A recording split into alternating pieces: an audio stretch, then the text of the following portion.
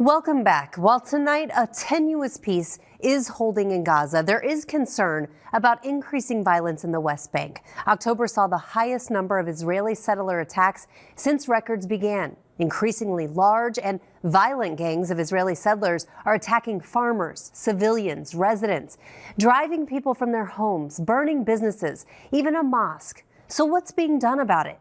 Chief Foreign Correspondent Ian Pannell has a look in tonight's Prime Focus.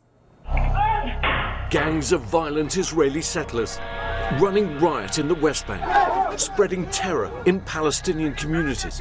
Brutal assaults caught on camera. Oh, come on, don't hit her!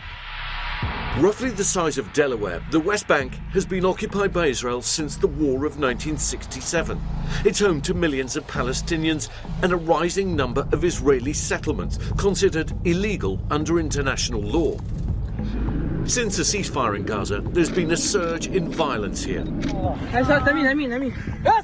committed by extremist groups of settlers. October was the most violent month of attacks since UN records began in 2006.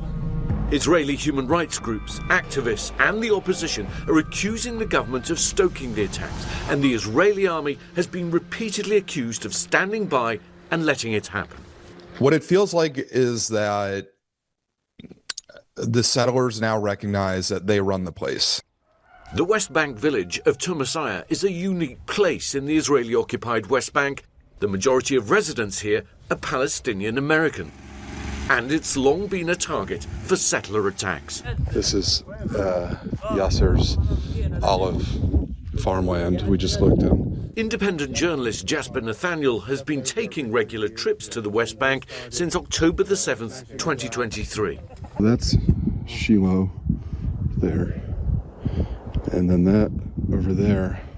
What is it called? The other one? Adiad. Adiad, another settlement.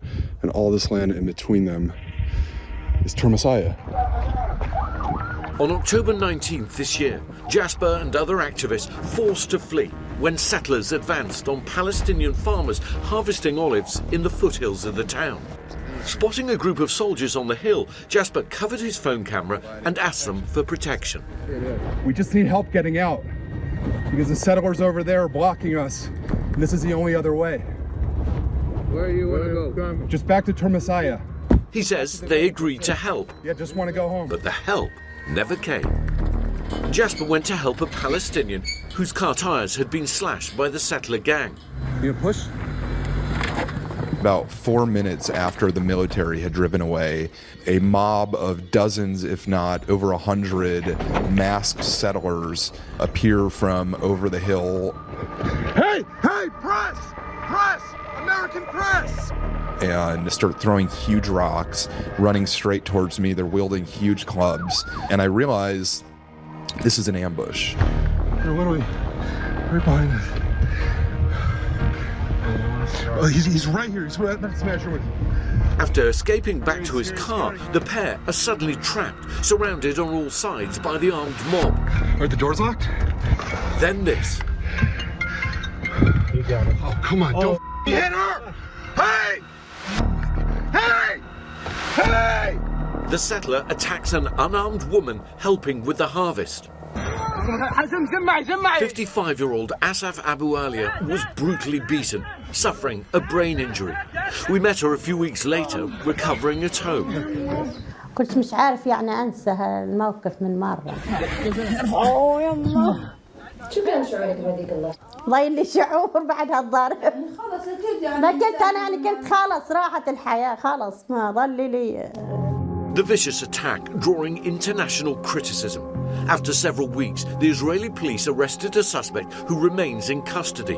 Hundreds of settlers have taken part in the violent attacks, but only a handful have been arrested and even fewer convicted. Israel says the attacks are committed by a minority, but human rights groups have accused the IDF of either turning a blind eye or being complicit in settler attacks.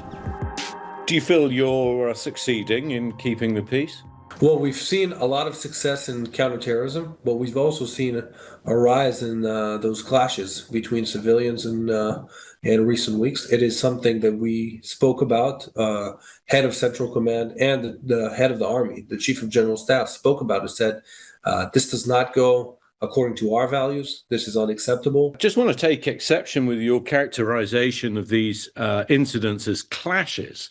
If a group of people go onto someone's property and either force them out, set fire to it, beat them, destroy property, is it fair to describe that as a terrorist act?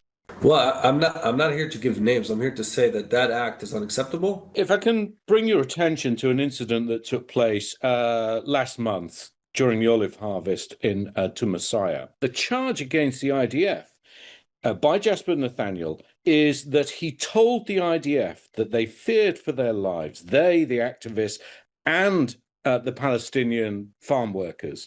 And yet the IDF drove away and did not respond promptly while the incident was taking place. That seems to fly in the face of what you're telling me. I saw that video, and I want to say that doesn't represent the values of the IDF. It's not who we are, and it's something that will be dealt with, and it is being dealt with. Can you tell me how many settlers have been charged and imprisoned or punished as a result of violence over the last month?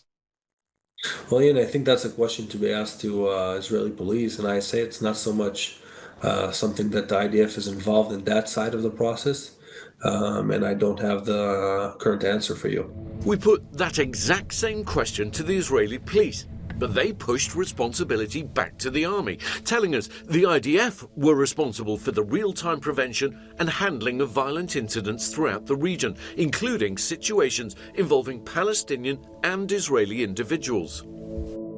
גם נגד חיילי צה"ל, גם נגד פלסטינים, גם נגד חיילי צה"ל. אנחנו נפעל נגד זה בכל הכוח, משום שאנחנו מדינת חוק. ומדינת חוק פועלת לפי חוק. Asaf Abu Alia showing us the settlements around her village. It's been a period of devastating violence, one that now threatens to undermine plans to bring about a broader regional peace. It's hard to explain to people what it feels like to be in these communities, in these olive fields right now, because you are basically almost always encircled by settler outposts. You know, they have strategically built their little fortresses to give them position to launch attacks.